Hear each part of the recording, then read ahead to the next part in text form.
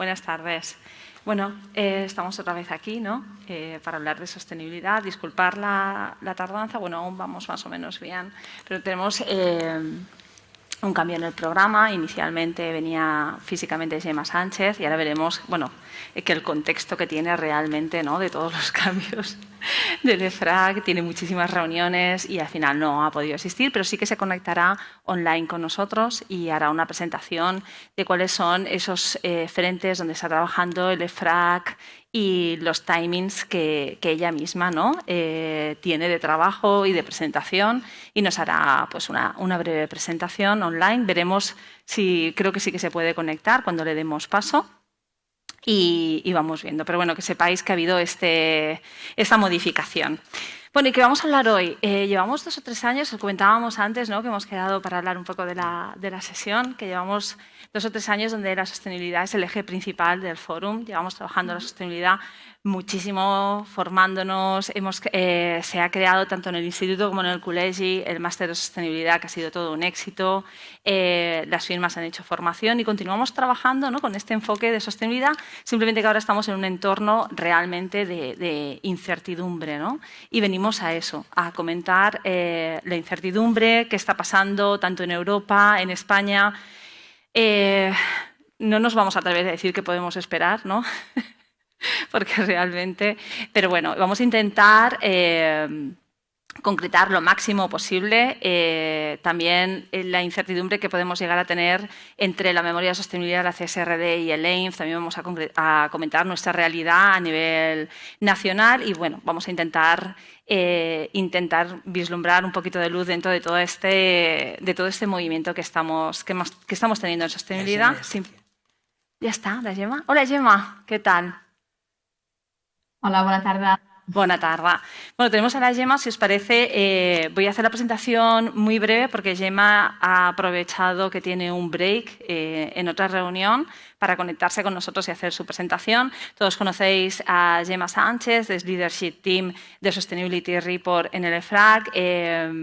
Siempre nos ha acompañado, siempre que les hemos solicitado, para comentar qué estamos trabajando, las SRS. Siempre ha tenido su amabilidad. Muchísimas gracias, Gemma, por hacer el esfuerzo.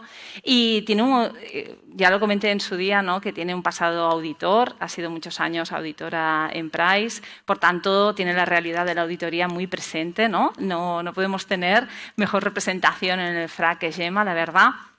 Y después tenemos a Patricia Reverte y a Marga Rosselló, que creo que no necesitáis presentación, pero la voy a hacer muy breve. Patricia Reverte es directora socia de KPMG España en Assurance y en ESG. Es miembro de la Comisión de Sostenibilidad del Colegio y del Instituto. Y Marga, igualmente, es socia de Price, de Sostenibilidad y Cambio Climático, responsable de Cataluña y Andorra y también miembro de la Comisión de Sostenibilidad del Colegio. Y ambas llevan trabajando la sostenibilidad muchísimo antes, ¿no?, del punto de inflexión de la normativa del EINF. Llevan lo estábamos hablando, más de 20 años lleváis trabajando en sostenibilidad y en vuestras firmas. Y realmente son colaboradoras habituales donde comparten todo su conocimiento y expertise en sostenibilidad. Muchísimas gracias por la generosidad siempre de compartir las experiencias con nosotros. Y vamos a aprovechar a Gemma. Gemma, te vamos a dar paso para que nos expliques lo que creas oportuno. Sí, está bien. Gracias, Patricia. Lo que creas oportuno sobre qué estáis trabajando en el EFRAC y dónde tenemos que poner los focos, qué podemos esperar, y te cedemos la palabra. Perfecto, muchas gracias y disculpad porque hoy no puedo estar físicamente en Sitges. Muy brevemente, para dar un poco la actualización de dónde estamos y en qué estamos trabajando, quizás en la siguiente página, lo que vamos a ver un poco es que ahora mismo nuestro mandato es muy claro. Estamos trabajando en 2 ejes. Uno es el mandato de Omnibus de las primeras normas NEIS que ya forman parte del acto delegado y, en segundo lugar, en el ecosistema de las pymes. Quizás brevemente para comentar el ecosistema de las pymes, decir que para nosotros es un proyecto también muy importante. Es un proyecto de una norma voluntaria que tiene como objetivo evitar ese número vario de estándares y normas voluntarias, en algunos casos de sostenibilidad, y tener una norma que es la misma que utilicen los bancos, los financiadores, las compañías más grandes que tienen a las pymes como compañías de proveedores y también para las pymes en sí para explicar su camino a la sostenibilidad. Y esta norma que es voluntaria, como es voluntaria, lo que va a hacer la Comisión ahora a finales de julio, septiembre, va a ser adoptarla como recomendación, ¿no? Es una herramienta típica también legal por parte de la Comisión Europea y es adoptarla como recomendación, una non-binding recommendation, ¿no? Que tenemos algunos ejemplos ya como EMAs en el mundo de la sostenibilidad. Por lo tanto, ahí estamos trabajando con un foro muy importante. Animo también a auditores a participar, compañías tenemos también muchas. Hemos creado una serie de recursos públicos, una herramienta que ahora estamos traduciendo a 15 idiomas para ayudar a las compañías a, a entrar en este camino a la digitalización, donde aunque no estén en XBRL, pues pueden utilizar este Excel para ayudar a calcular, por ejemplo, la huella de carbono o reportar. Por lo tanto, esta parte de las pymes sí que me gustaría enfatizarla. Esto para compañías de menos de 250 empleados.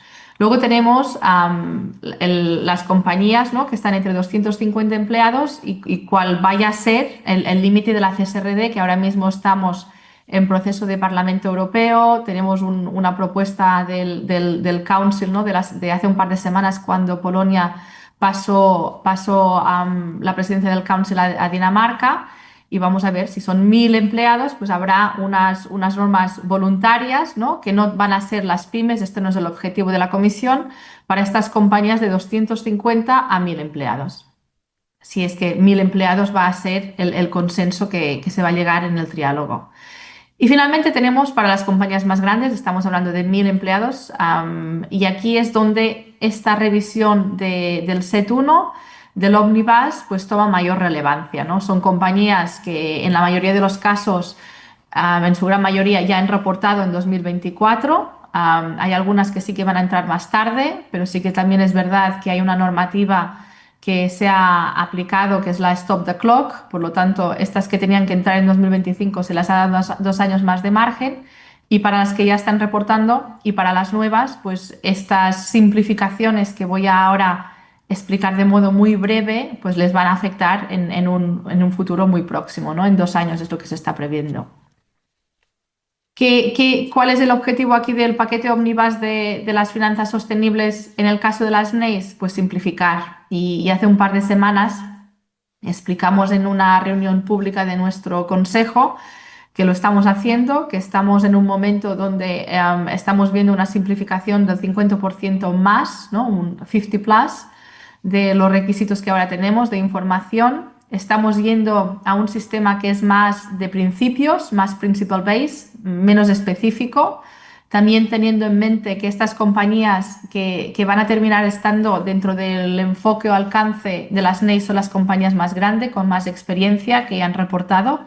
Por lo tanto, esto sí que es verdad que lo estamos teniendo en cuenta.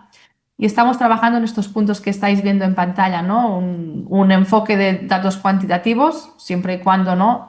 Estos datos no necesiten un contexto, porque el contexto narrativo nos dice los inversores que es muy importante.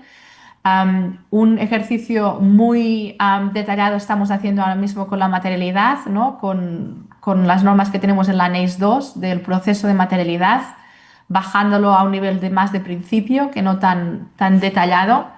Y también estamos viendo pues, si hay un tema de simplificación de estructura y de lenguaje, y ahí también no va a ser menos requisitos, pero también vais a ver que las normas ¿no? pues se han reducido de forma bastante significativa en cuanto a texto, número de páginas, y estamos ahora viendo también cómo parte del texto que tenemos, ¿no? de las especificaciones, las podemos llevar a lo que se llamaría una guía no normativa.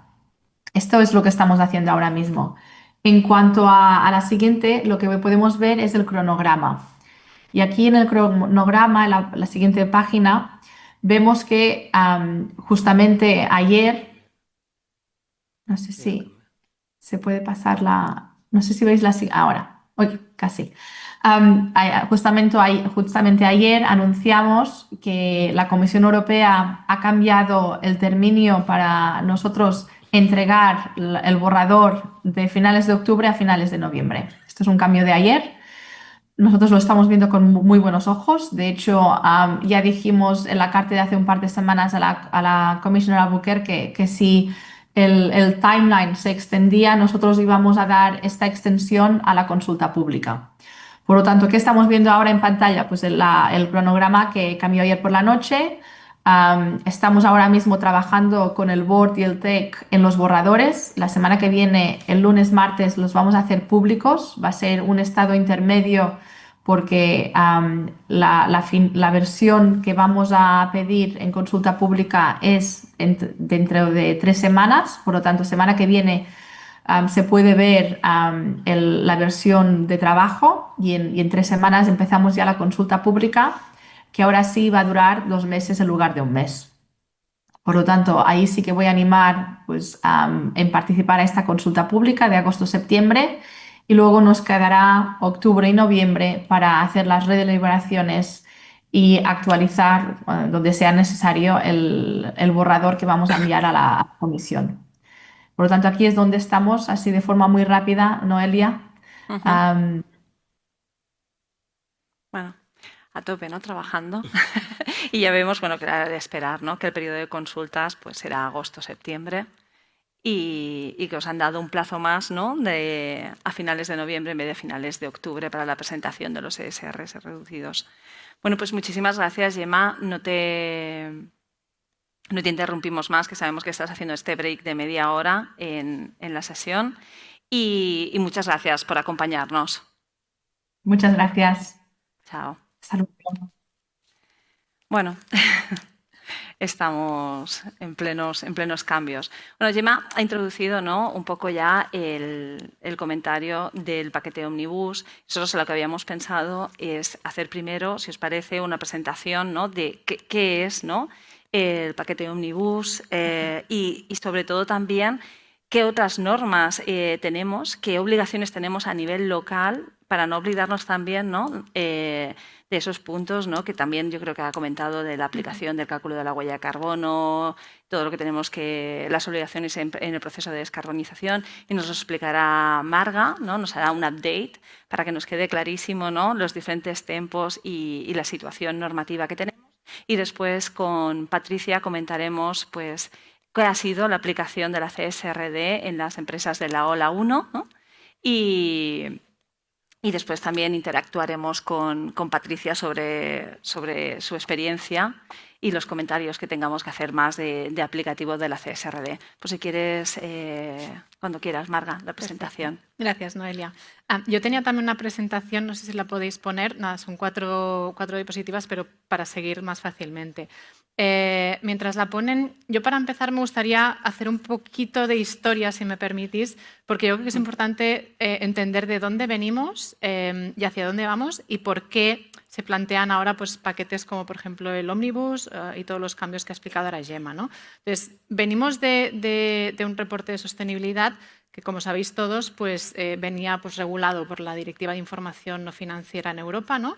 Y en España, concretamente, eso se traspuso en la Ley de Información No Financiera, que desde 2018 para compañías un poquito más grandes y 2021 para compañías un poco más pequeñas de más de 250 empleados, están ya presentando estados de información no financiera, el EINF, verificado obligatoriamente en España también, a diferencia de muchos otros países europeos, por un externo independiente, por un auditor, ¿no? Con un nivel de aseguramiento limitado. Pues ese es el escenario que teníamos hasta que apareció la Directiva de Información Corporativa de Sostenibilidad, la CSRD, ¿no? Entonces, aquí también lo que hemos visto, al final esta directiva, la CSRD, venía a dar respuesta a un plan que tenemos como europeos. Europa, en 2019, definió un Pacto Verde Europeo en el cual se marcaban unos objetivos que básicamente lo que perseguimos es ser un continente climáticamente neutro en carbono en 2050, pero como palanca para ayudar a la competitividad de las empresas europeas, ¿no? Y ese objetivo, que puede ser muy medioambiental, que también es social porque es una transición de nuestro modelo económico sin dejar a nadie atrás, con una parte también obviamente de social, pero era para precisamente hacer que las empresas europeas fuéramos punteras, fuéramos innovadoras y que la palanca de sostenibilidad fuera una palanca de innovación y posicionamiento en el mercado exterior, ¿no? Entonces, a raíz de ese Pacto Verde Europeo, se redefine esa información no financiera de la primera directiva hacia la información corporativa de sostenibilidad. ¿Por qué? Porque lo que reconoce la Unión Europea es que para poder hacer esa transformación de la economía necesitamos información para gestionar, ¿no? Y ahí es donde surge la directiva, la CSRD, ¿vale? Entonces, en ese momento se publica la directiva CSRD y se define que se tiene que transponer en los países miembros. España, como sabéis seguramente, todavía no hemos transpuesto esta directiva, con lo cual en España todavía tenemos vigente los EIF, la información no financiera, ¿no? Vale, perfecto, ya tengo la presentación. Vale, este es un poco el resumen de cosas que ha explicado Gemma, pero es un poco la comparativa, ¿no?, de en qué momento estamos, ¿no? Por un lado tenemos una directiva CSRD, que lo que ha ocurrido con esta directiva es que en el camino se ha topado un poco con una reflexión estratégica que se ha hecho a nivel europeo, ¿no? Y yo creo que sobre todo viene marcada por, en septiembre del año pasado, la Comisión Europea encarga a Draghi, a Mario Draghi, un informe sobre cómo impulsar la competitividad de las empresas europeas. Entonces, Draghi en septiembre presenta su informe para la competitividad europea con una serie de recomendaciones. Y eso la Comisión se lo hace suyo. Y yo creo que el hito también importante es que a final de enero de este año se presenta la brújula de competitividad europea, en la cual se presentan una serie de palancas que la Comisión entendía que eran necesarias para poder impulsar la competitividad, que veía que Europa, pues, en algunos casos, pues, nos estamos quedando atrás. Como sabemos, tenemos un entorno geopolítico muy complicado. Entonces, lo que hace la brújula de competitividad identifica diferentes palancas, entre ellas la simplificación, ¿vale? Simplificación de las cargas administrativas, ¿no? Pero debemos entender esa simplificación no como empezar a quitar información y nos hemos pasado regulando y a lo mejor sí que nos hemos pasado un poquito de frenada, pero al final es una simplificación para enfocarnos mejor. O sea, es una simplificación y de hecho Ursula von der Leyen cuando presentó esta brújula decía que era una simplificación para poder acelerar. O sea, y lo que me gustaría que quedara claro es que los objetivos que persigue la Unión Europea, del Pacto Verde Europeo, descarbonización, siguen más vigentes que nunca. No es que estemos simplificando para, bueno, esos objetivos vamos a rebajarlos, vamos a descafeinarlos, no. Los objetivos se mantienen y, de hecho, ayer, por ejemplo, presentaron objetivos de descarbonización, de reducir emisiones europeas un 90% en 2040. Son objetivos que siguen siendo muy ambiciosos, pero lo que se persigue es una simplificación de, sobre todo, la carga administrativa, ¿no? De cómo podemos seguir en esa dirección, conseguir esos objetivos, pero hacerlo de una manera diferente, ¿no? Y a lo mejor, en el caso de la información, es concentrarnos en la información más relevante. A lo mejor, pues, ver qué es realmente lo importante, lo que es necesario para poder gestionar y transformar la economía y centrarnos en eso, ¿no? Entonces, ahí, sobre todo, lo que surge es la brújula de competitividad y a final de febrero, un mes después, se presentan los paquetes ómnibus de modificación de la directiva CSRD, entre otras directivas de sostenibilidad como la diligencia debida o el reglamento de taxonomía de las actividades que contribuyen a la sostenibilidad, ¿no? Entonces, aquí hemos puesto un poco la comparativa entre lo que es la directiva que se tenía que haber transpuesto y lo que proponen los cambios que proponen las propuestas ómnibus. Importante diferenciar que hay dos propuestas, básicamente. Hay una primera propuesta que se presentan separadas por una razón muy importante. Hay una primera propuesta, que es un poco la fila de arriba, que es la propuesta que le llamamos Stop the Clock, que ha mencionado Gemma. La primera propuesta, básicamente, ómnibus, se dirigía a posponer 2 años, era muy cortita. Básicamente lo que dice es posponer 2 años la aplicación de la CSRD para las empresas que todavía no habían entrado en la CSRD, las olas 2 y 3 que les llamamos, posponerla 2 años.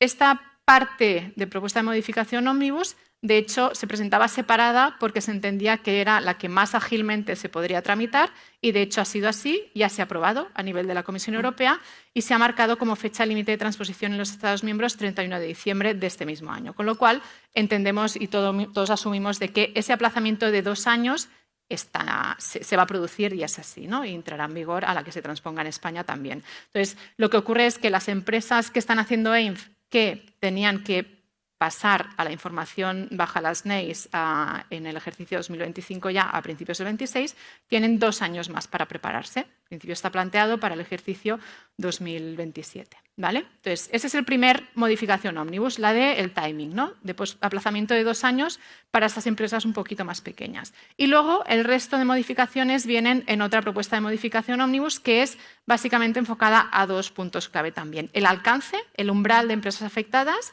y los contenidos, ¿no? Entonces, básicamente lo que plantea ómnibus es lo que ha mencionado también Gemma, pasar de esos umbrales actuales en la CSRD de más de 250 empleados y a los nuevos umbrales de 50 millones de facturación y 25 de activos, a la propuesta dice al menos, tal como se ha publicado en febrero, más de 1.000 empleados, ¿vale? La facturación se habla de 50 millones, ya se está empezando a hablar de 450 millones de facturación, incluso a nivel de empleados, pues algunos gobiernos empezaron a hablar de más de 3.000 empleados. No sabemos finalmente, la propuesta está publicada con 1.000 empleados y 50 millones, ¿vale? Entonces, básicamente lo que pretende Omnibus en este caso es elevar el umbral de empresas afectadas, ¿vale? Y luego, por otro lado, está la parte más de contenidos, ¿no? Que es justo lo que comentaba Gemma, que se dirige básicamente a modificar las NEIs, las normas, los estándares de sostenibilidad, las normas contables de sostenibilidad que las empresas tienen que preparar, la información de acuerdo con ellas, simplificarla en diferentes ámbitos de actuación. Pues un ámbito es, como ha comentado Gemma, la parte de simplificación, eliminación de información voluntaria quizás, simplificación de los contenidos, clarificación de definiciones de cosas que se tienen que reportar, la doble materialidad va a seguir ahí y a lo mejor nos aclaran algún punto en relación con ella, pero básicamente lo que pretende es... se habla de diferentes porcentajes, ya me ha mencionado el último que se menciona, de simplificar aproximadamente 50% del volumen de información que las normas requieren, ¿no? Entonces, eso es lo que ahora mismo pues, EFRAC ha recibido el encargo de la Comisión y está preparando esos estándares simplificados que son los que afectarán a las empresas que tengan que reportar de acuerdo con la CSRD. ¿Qué ha pasado en España mientras tanto? Pues que las empresas, a pesar de no haber transposición, que ya tenían la obligación o lo hubieran tenido en el ejercicio 2024, ya han preparado la información y luego Patricia nos explicará un poco qué tipo de información y cómo han estado presentando esta información las compañías, ¿no? Y un punto importante, dado que somos auditores de la propuesta de modificación ómnibus de contenidos, es que en relación con la auditoría, la verificación externa de esta información de sostenibilidad, así como en la CSRD se plantea que en un horizonte 2028 se pueda plantear ir de un asesoramiento limitado a un asesoramiento razonable, ya en la Omnibus se dice que de momento el razonable queda un poco aparcado, ¿no? Entonces, de momento nos quedaremos en un ámbito de aseguramiento limitado para ese tipo de información de sostenibilidad, ¿vale? Entonces, básicamente estos son los cambios principales, ¿vale? Y es el contexto que tenemos a nivel de Europa de Omnibus. A nivel de calendario también, para que veáis, este es un poco el calendario de, como digo, el aplazamiento Stop the Clock ya está aprobado, se tiene que transponer antes de diciembre. Y este es el calendario para el resto de modificación, tanto de umbrales como de contenidos, ¿no? Entonces, aquí es todo un poco el proceso que debe seguir, que es un trámite complejo porque tiene que pasar por Consejo, Parlamento, Comisión, etcétera. Y es un poco el calendario que tenemos que, como ha dicho Gemma, de hecho, esta slide la preparé este lunes, y ayer ya, pues, ya no es vigente porque el deadline que tenía EFRAC para presentar los estándares, las NEI simplificados, de 31 de octubre que veis aquí, ya ayer por la noche ha pasado a 31 de noviembre. Entonces, EFRAC va a tener un mes más para preparar esos estándares simplificados. Por lo tanto, quizá incluso la aprobación de este paquete ómnibus a nivel de umbrales, contenidos y demás se pospone seguramente hacia el Q2 mínimo 2026. ¿Vale? Con lo cual, aunque parece que todo es inmediato, pues hasta seguramente de aquí a un año no tendremos certidumbre ni certeza de cómo va a quedar los umbrales de tamaño de empresas y demás. Entonces, luego podemos debatir en este escenario de incertidumbre qué puede hacer una compañía, ¿no? Sí. Pero para que tengáis un poco en mente que los plazos pues, son plazos normativos de la Unión Europea y esto luego se tiene que transponer en España, ¿vale? ¿Y en España qué pasa? Mientras tanto, pues en España no hemos transpuesto. Sí que teníamos, de hecho, el año pasado avanzada un proyecto de ley y se presentó, de hecho, lo tenemos publicado, el proyecto de ley de información empresarial de sostenibilidad. Y se ha ido prorrogando un plazo de presentación de enmiendas, ¿no? El último prórroga de plazo de finales de junio es ya para principios de septiembre, o sea, hasta principios de septiembre, pero puede ser que lo alarguen más seguramente. No habrá algún tipo de movimiento o avance en la transposición de la CSR en España, ¿vale? Pero ¿qué hace el Gobierno mientras tanto? Pues para que no perdamos el foco de que el Gobierno español, como hizo con la Ley de Información No Financiera de los SEIS, va más allá y normalmente intenta, porque entiende que, como digo, la sostenibilidad ayuda a las competitividades de las empresas españolas, Aquí, hace escasamente un mes, publicó un Real Decreto sobre huella de carbono en el cual explicitaba y ponía blanco sobre negro de que las empresas que tienen que presentar una INF ahora, actualmente, las de más de 250 empleados, ya en este ejercicio 2024 tendrán que presentar la huella de carbono de alcance 1 y 2, las emisiones directas y asociadas a electricidad, y un plan de reducción de emisiones. Que eso, como sabemos los que verificamos este tipo de información, muchas empresas todavía no habían publicado nada y simplemente decían que no tenían todavía metas de reducción. Entonces, el plan de descarbonización van a tener que presentarlo ya las empresas a final de 2025, independientemente de Omnibus, independientemente de muchas cosas. Esto se publicará, como digo, dentro de EINF para hacerlo público y, en principio, es un requerimiento que ya está vigente, con lo cual un poco lo he puesto para que entendamos que el contexto en España pues se sigue moviendo y se sigue entendiendo que la información de sostenibilidad es útil para las compañías, es útil para tomar decisiones de compra, es útil para los inversores, es útil para los financiadores. Entonces, las empresas, yo creo, en España, como han hecho muchas, por ejemplo, con la 1, van a seguir reportando información de sostenibilidad y verificándola, ya sea voluntariamente o de otra manera.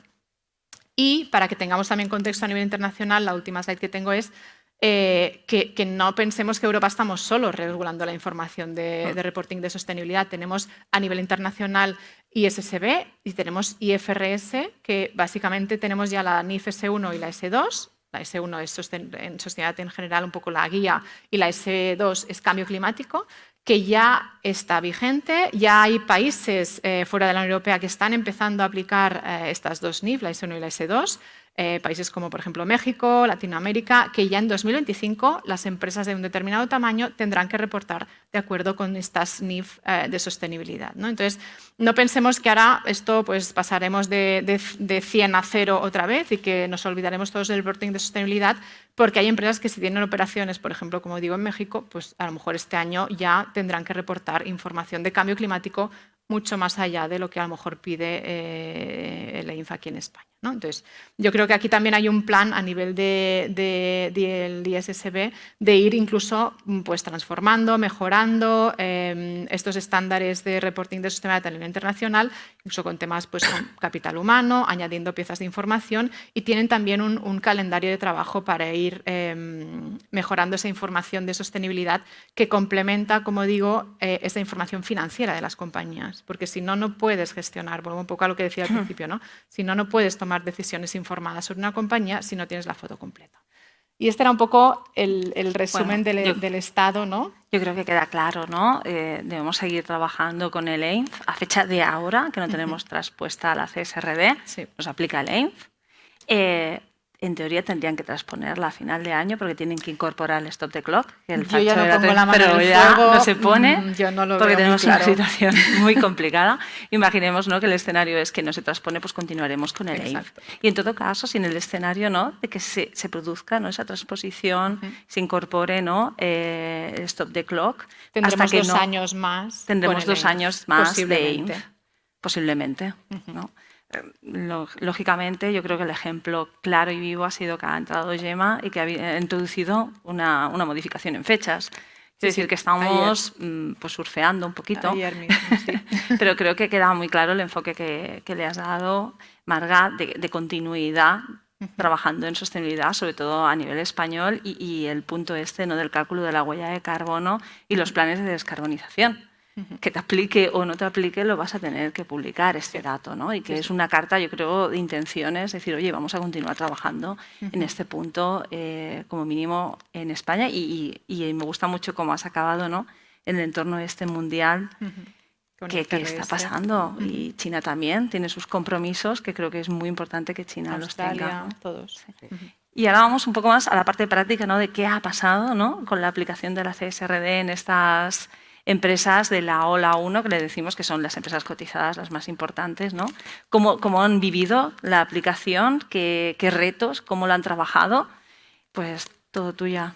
Vale, pues nada, muchas gracias. La verdad es que nosotros, y lo publicaremos dentro de poco, hemos hecho un informe analizando las 270 compañías más grandes de Europa que han publicado el informe CSRD, ¿no? Y quizá la primera cuestión y más relevante es que la han publicado prácticamente en todos los países europeos, al margen de que tuvieran o no la CSRD traspuesta, porque la no transposición en España no es un hecho único.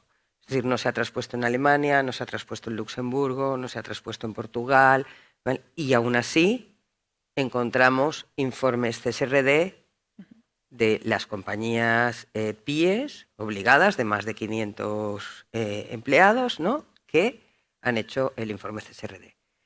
Y lo han hecho porque estaban preparadas, porque, como decías, llevaban tiempo ya trabajando y porque, bueno, evidentemente son compañías con muchos más recursos, si quieres, pero también han definido estrategias y han hecho ese informe CSRD, ¿no?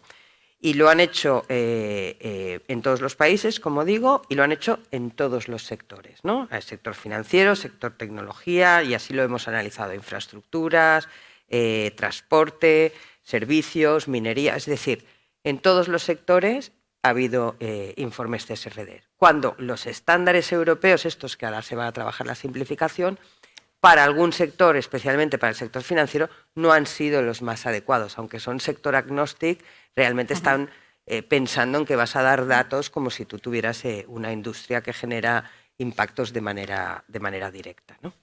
Y bueno, pues este informe ya lo primero que dice es eso, ¿no? Es decir, mira, ha habido incertidumbre, pero las compañías han definido su propia ruta y han continuado, ¿no?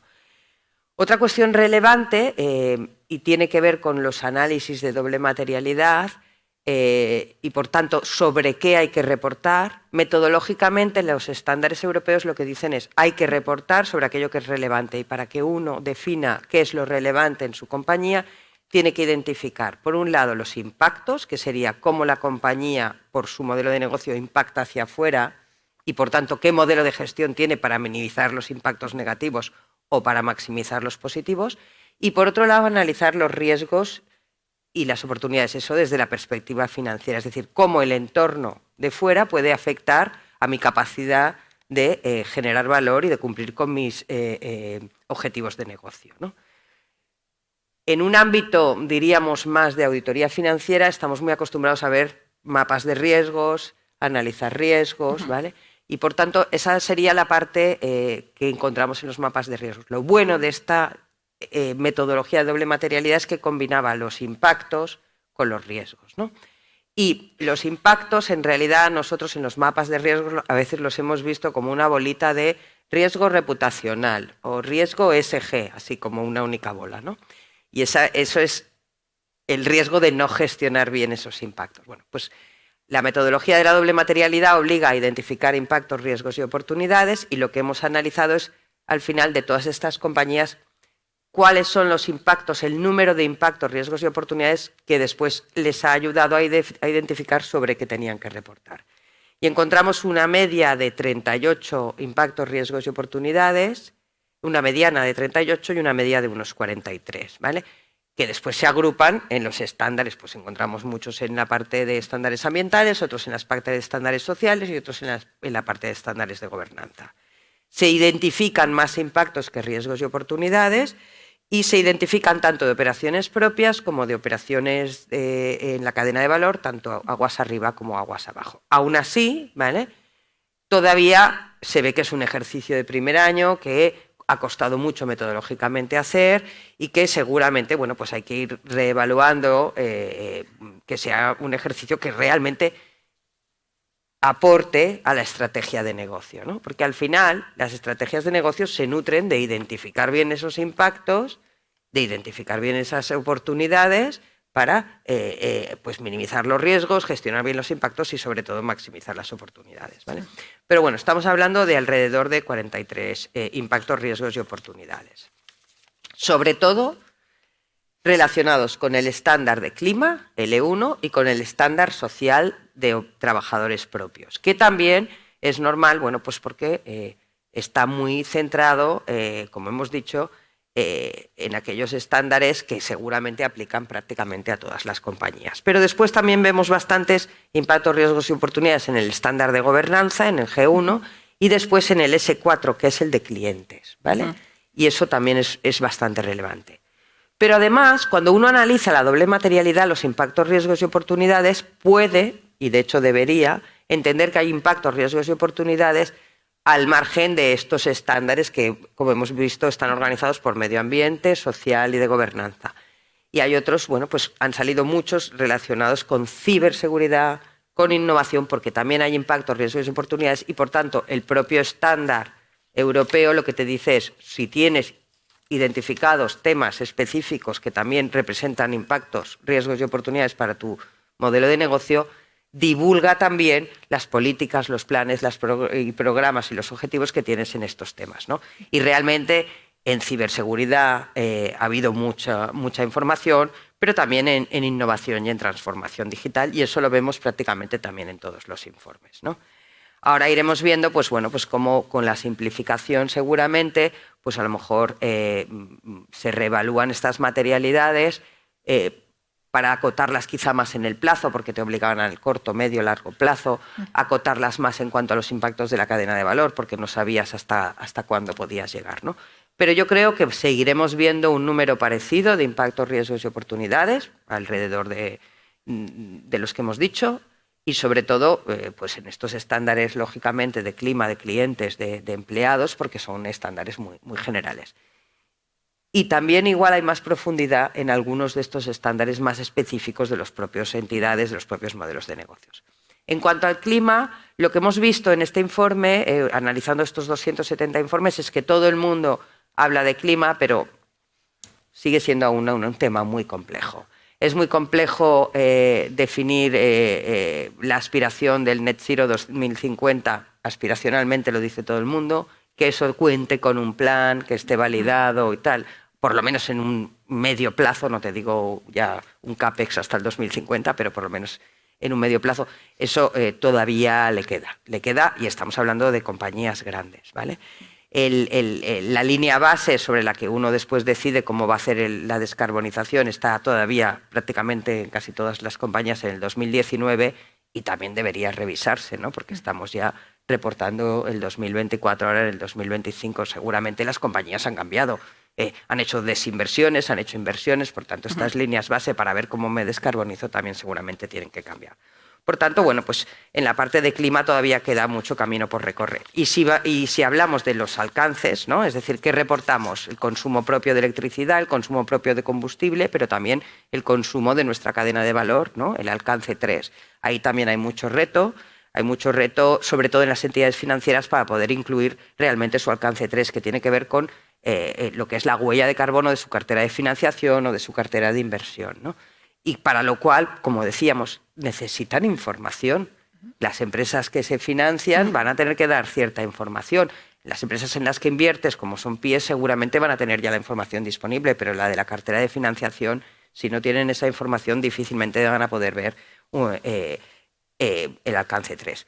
¿Y lo tienen que tener solo por informar? No, es que lo tienen que tener porque forma parte de sus propios riesgos. Los riesgos de la financiación, pues en el real estate tienen mucho que ver también con cuestiones de este estilo, ¿no? Y porque además, bueno, pues va ligado a todo el objetivo de descarbonización que tiene la Unión Europea y que evidentemente está vehiculizado a través de las instituciones financieras. También hemos visto, bueno, diferentes líos que nos han supuesto a todos, especialmente también a los verificadores, en cuanto a si utilizamos el perímetro financiero o el perímetro de control operacional. Es decir, yo tengo activos sobre los que están en mi balance, pero no tengo control operacional porque los tengo alquilados. Y entonces ahí hemos visto algunos líos, ¿no? Esperemos que lleguemos a algún tipo de unificación de criterios, quizá no. Pero en cualquier caso, lo importante, lo que vemos, ¿vale? Y son compañías grandes, es que se ha hecho mucho esfuerzo para dar toda la información, pero sigue habiendo un poco de falta de ligazón con la estrategia de la compañía. No en todas hemos visto realmente que estos impactos, riesgos y oportunidades después puedan estar ligados con los planes de compañía en cuanto a las políticas, los programas, que estén ligados realmente a la estrategia, ¿no? Y eso yo creo que es interesante. Y después, desde un punto de vista más formal, ¿no? Pero también muy interesante, es cuán largos son estos informes, ¿no?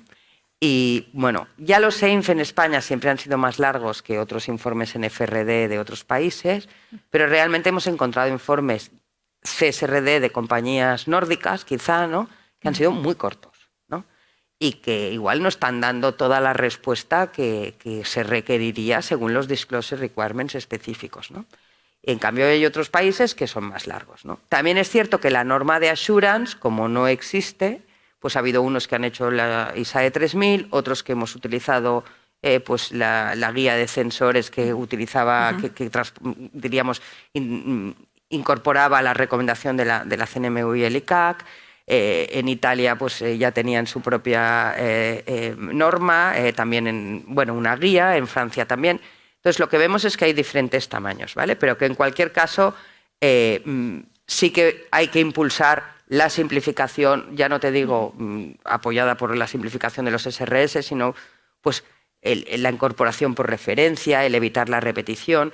Sí que es cierto que estos informes, a la larga, y no sé cuándo, porque todo, están pensados para que los lean máquinas y van a ser etiquetados electrónicamente. Entonces, el hecho de quererlos leer como un informe divulgativo, pues a veces ha hecho que veamos que se repite, pero si una máquina va a buscar la etiqueta tal, lo que quieres es que esté toda la información relacionada con esa etiqueta, ¿vale? Entonces, hay que trabajar también pues, la narrativa y quizá esta simplificación que también dice que va a permitir que hayan executive summaries y cosas de ese estilo, pues nos va a ayudar. Pero a la vez, seguramente también habrá que trabajar la parte tecnológica para que las máquinas puedan seguirla leyendo, sea con el XBRL o con los de inteligencia artificial, los bots o quienes vayan a ser, pero tenemos que ser capaces de que lo lean máquinas seguramente también, ¿vale? Y quizá, bueno, pues trabajaremos en la conectividad entre la información financiera y no financiera, que ya se está trabajando y se está trabajando mucho, cada vez es más necesaria, porque no puedes tener aspiraciones y grandes claims de bondad en un lado y después en el otro, bueno, pues las cuentas no ves que hayan pues amortizaciones anticipadas de ningún tipo de activo que a lo mejor debería irse amortizando, cuestiones de este estilo, ¿no? Y yo creo que sí que tiene que cada vez incorporarse más esa cuestión de conectividad, ¿no? Y bueno, pues al final, ¿qué ha pasado en el assurance, ¿no? ¿Cómo han sido las opiniones? Esto también lo hemos analizado, ¿no? Entonces tenemos opiniones, en general hay opiniones limpias, ¿vale? Es decir, sin salvedades. Hemos encontrado 2 o 3 informes que sí que llevan salvedades. Las salvedades están relacionadas justamente con el tema del alcance 3 y la dificultad para ver el alcance 3 y algunas cuestiones sobre la materialidad, ¿no? Y cómo realmente pues, estar en ese sentido seguros de que está todo lo que debería estar, ¿vale? Pero, bueno, aparte de estas 2 salvedades, lo que sí que ha habido es párrafos de énfasis. En España no muchos, ¿vale? Pero en otros países sí, también relacionados con el forward looking, con la materialidad, con el alcance 3. Y después, limitaciones inherentes, esas las teníamos todos porque ya estaba incluso en el modelo de informe, que también están relacionadas con el entendimiento de esta legislación, con que es el primer año que se está haciendo esto, con que no tenemos claro hasta dónde va a llegar ese alcance, ¿no? Así que, en realidad, también es un ejercicio de transparencia el poder, bueno, pues explicar realmente en la opinión cuáles son las cuestiones a las que nos estamos enfrentando como verificadores y los párrafos de énfasis, la verdad es que yo creo que ponen de relieve que todavía, bueno, pues la compañía ha hecho el esfuerzo, nosotros también, pero llamamos la atención que, a ver, concluimos en positivo porque realmente en el total del informe, pues no creemos que eso no pueda ser dando la imagen que tiene que dar, pero sí que llamamos la atención de que algunas cuestiones, bueno, pues todavía presentan, bueno, pues diferentes interpretaciones, ¿no? Y eso yo creo que es bastante interesante. Pero al final, ¿qué concluimos, no? ¿Y ahora qué? Porque ahora, si solo tenemos el driver regulatorio, ¿y ahora qué? El AIMF, pero con el plan de transición. Con la huella tal, ¿no? Pero ¿qué huella, no? Entonces, llega un momento que nosotros lo que estamos viendo, y evidentemente en estas compañías que lo han hecho incluso de manera voluntaria y que ya no van a descabalgarse, vamos a decir así, es que también el mercado, y no digo solo el mercado de los grandes inversores, sino pues los propios clientes, los bancos en las financiaciones y tal, van a necesitar esta información, ¿no? Y de hecho, el AIMF, que muchas compañías lo han hecho por mero cumplimiento y que seguramente al principio también bueno, pues ha supuesto un rechazo o ¿no? Como todo, al principio, los cambios. Pero después, bueno, pues algunas seguramente le habrán encontrado utilidad, ¿no? Y es porque al final uno ha de ser consciente de que el panorama ESG cambia y que el escenario regulatorio cambia y que estamos en un momento de incertidumbre. Que la frase esta de que Europa se ha pasado y que somos poco competitivos por culpa de esto, que no digo que no, porque hay mucha carga administrativa, pero también hay carga administrativa para hacer una empresa en comparación con Estados Unidos, has de hacer muchas más cosas aquí, ¿no? Lo que digo es, hay que estar preparados para estas incertidumbres, ¿no? Entonces, al final, uno ha de marcar su propia senda, identificar dónde tiene oportunidades de negocio y después, bueno, pues incluso en la auditoría financiera ya se está pidiendo también bastante cuestión relacionada con los riesgos del clima, por ejemplo, ¿no? Y entonces, bueno, pues cada uno a definir su senda y a definir para qué les sirve esto, ¿no? Y desde luego también en el assurance, es decir, hemos de ver también las expectativas, o sea, estamos hablando de que hemos puesto párrafos de énfasis, de que hemos puesto limitaciones inherentes, pero hay que hacer un poco de divulgación de cuál es la responsabilidad del verificador, porque también hay un gap de expectativas muy grande, ¿no? Pues si esto está verificado, pues se espera que esto dé garantía suficiente para los diferentes stakeholders, ¿no? Y por tanto, estos stakeholders van a querer esta información y con garantía por parte de assurance, aunque sea en el nivel limitado por ahora y que vaya evolucionando. Y de hecho, ha habido informes, ¿no? Vosotros habéis con garantía razonable en algunos indicadores, ¿no? Y eso es muy importante porque eso significa que uno ha definido dónde cree, porque sus stakeholders así lo piden, a lo mejor la propia comisión de auditoría o porque es donde tienes más compromisos, donde has indexado a lo mejor el variable de tus directivos, cualquier cosa, y quieres todavía un nivel superior, ¿no? Entonces yo diría que el driver regulatorio ahora mismo es uno de los drivers, pero desde luego no es el único y sobre todo lo que hay que estar es atento a lo que va viniendo porque cada día cambia y por tanto hay que ser capaz de adaptarse, tenemos que tener esas capacidades. Bueno, yo creo que no hay profesión mejor para esa adaptación que la auditoría, ¿no? Pero no solo es eso, sino lo que comentabas, que al final las compañías, delante de esta incertidumbre, han ido y han aplicado la CSRD. Ellos toman sus decisiones y lo estaban haciendo. Entonces, y el escenario, ¿no?, que queríamos también acabar las conclusiones con este escenario de que hay que trabajar la voluntariedad y viéndolo, pero desde un enfoque positivo, ¿no?, de cómo pueden aumentar la competitividad con la gestión de sus riesgos, ¿no? Entonces, realmente yo me he apuntado porque hay nosotros 38, 43 IROs, son unos cuantos, ¿no?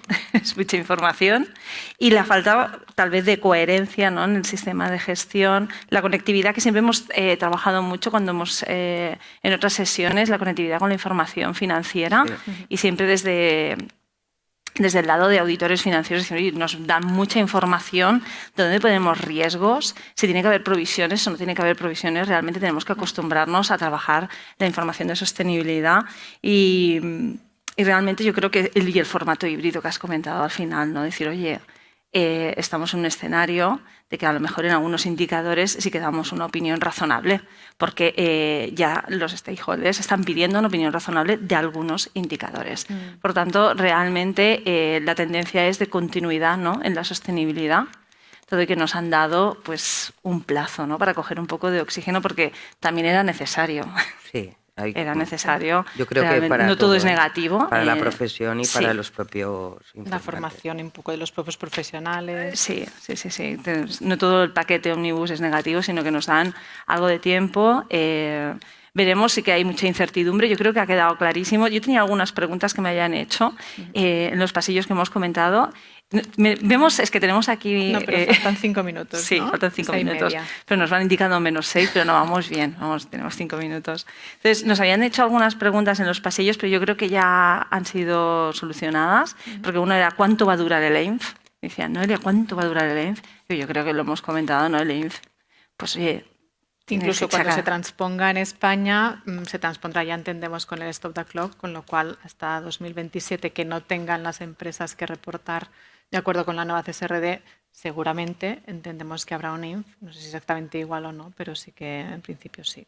Sí. Y después otra pregunta que también era curiosa, ¿no? En grupos europeos, ¿no? Decían, oye, pero ¿y si en grupos europeos aquí hacemos el EINF y en Europa resulta que de manera voluntaria han trabajado la CSRD, ¿podemos estar exentos? Siempre tenemos, como en España se transpuso con ese enfoque amplio, tendrán que seguir haciendo el complementario. De hecho, hemos tenido ejemplos ya en la ola 1 de empresas que ya han reportado matrices fuera de España, que han reportado ya de acuerdo con la CSRD, que algunas empresas filiales aquí en España decían, bueno, ya no tengo que hacer el complementario, y hacías realmente ese gap de CSRD respecto a requerimientos de ley de información no financiera y faltan cosas. Absentismo, hay determinados indicadores que la CSRD no pide y la ley de información no financiera, la INF en España sí que pide, con lo cual tienen que seguir haciendo un INF complementario aquí en España. Tenemos un escenario de que vamos a tener que continuar trabajando el EINF a nivel local hasta que no haya la transposición y cuando nos aplique como mínimo, ¿no?, hasta el 2028 seguramente. Exacto. Y después veremos qué pasa, ¿no? Y después tenemos el enfoque que ha comentado Gemma, ¿no?, que están trabajando, el enfoque de simplificación. Realmente el que más nos impacta es el de los umbrales, porque va a afectar a muchísimas. Antes, Santiago Durán también ha comentado, y hemos estado comentando con los presidentes, pues la posibilidad de los umbrales de auditoría, que también se va a modificar. La palabra de carga administrativa, ¿no?, que a mí personalmente no me gusta mucho, ¿no? Es bastante negativa, carga administrativa. Pero que tenemos que ir trabajando, ¿no?, en que no encapsular la sostenibilidad como una carga administrativa y dar ese paso a la voluntariedad, ¿no?, de que vayan trabajando. También van a trabajar, como nos ha dicho Gemma, ¿no?, con los SRS simplificados para adaptar un poquito la información, porque sí que es cierto que era muy amplia. No sé qué pensáis vosotras de trabajar, ¿no?, la sostenibilidad como no una carga administrativa. ¿Cómo podríamos dar un enfoque un poco más comercial a nuestros clientes? Entonces, que Patricia ha acabado un poco con esta conclusión. Bueno, a ver, yo creo que cualquier ejercicio de reporting, ¿vale?, representa pues un trabajo en cuanto a nivel de recursos, de humanos y económicos, ¿no? Lo que pasa es que pues supongo que la primera vez que se tuvieron que hacer cuentas anuales, de la manera, pues también todo el mundo se echó las manos a la cabeza, ¿no? Entonces, de lo que se trata es de ver qué consigues, ¿no?, qué te aporta realmente, ¿no? Por eso tienes que pensarlo desde un punto de vista más estratégico, que no, o a lo mejor más táctico, no hace falta que todo sea estrategia, ¿no? Pero, es decir, esto, oye, yo consigo una financiación que voy más rápido porque tengo que dar menos papeles, consigo estar en el listado de proveedores homologados porque tengo que dar menos papeles, porque antes lo que hacían era buscar esos datos justo para ese momento para hacer eso, ¿no? Pero por otro lado, oye, esto me obliga a reflexionar cuál es mi modelo de gestión de las personas, cuál es mi modelo de gestión del cliente, qué tipo de productos estoy ofreciendo. De hecho, forma parte un poco de la definición de la propia estrategia de la compañía, ¿no? Entonces, bueno, a mí me ha gustado también ver que, bueno, pues van a haber recomendaciones con normas voluntarias. En el mundo voluntario, que nosotras venimos de la época del mundo voluntario, de los GRIs, y ya se verificaban, se utilizaban también como métricas para ir viendo el avance propio de la compañía, ¿no? Pues al final, en lugar de inventarme yo unos KPIs, pues cojo unos que están ya pensados por alguien que sabe, ¿no? Pero a la vez después añadían otros propios del negocio, ¿no? Pues hay negocios que necesitan otros, pues el NPS o el que sea, ¿no? Bueno, pues eso si te ayuda a avanzar, yo creo que te ayuda a organizar, que te ayuda a ordenar, que te ayuda a definir un poco pues hacia dónde tienes que ir. Lo que mides para después plantear objetivos siempre funciona, ¿no? Ahora, carga administrativa, bueno, pues al principio sobre todo hay que dedicar recursos, pero hay que dedicar recursos como cuando pones en marcha cualquier nueva... el proceso de transformación de una compañía siempre dedica recursos. O sea, que es necesario para el mantenimiento de la compañía, ¿no? Recordemos que sostenibilidad es el mantenimiento del proyecto. Bueno, realmente ahora sí que estamos a tiempo y hemos tenido... que no venía Gemma y teníamos la duda, digo, no sé si nos dará el contenido, pero sí nos ha dado el contenido realmente. Ofreceros nuestra ayuda en cualquier duda. Tenéis tanto el colegio como el instituto, las diferentes comisiones técnicas que se pueden introducir a cualquier duda. Tanto está la comisión de sostenibilidad en el colegio como en el instituto, donde se trabaja con el departamento técnico de cada una de las organizaciones para resolver vuestras dudas. Es un momento de dudas, son normales, ¿no? Y aquí estaremos para lo que necesitéis. Acabamos la sesión con este enfoque de vamos a continuar trabajando la sostenibilidad y no podemos dar unas respuestas ciertas en algunos puntos porque vemos que se va cambiando todo, ¿no? Pero que es una hoja de ruta y que la hoja de ruta no ha cambiado. La veremos de manera directa o indirecta. Los objetivos que perseguimos están ahí, siguen estando ahí. Y lo veremos que afectará al final a nuestros clientes de manera directa o indirecta. Correcto. Sí. Lo que pasa es que, claro, los umbrales sí que afectarán, ¿no? A la inmediatez. Bueno, pero ya han dicho, recomendaciones.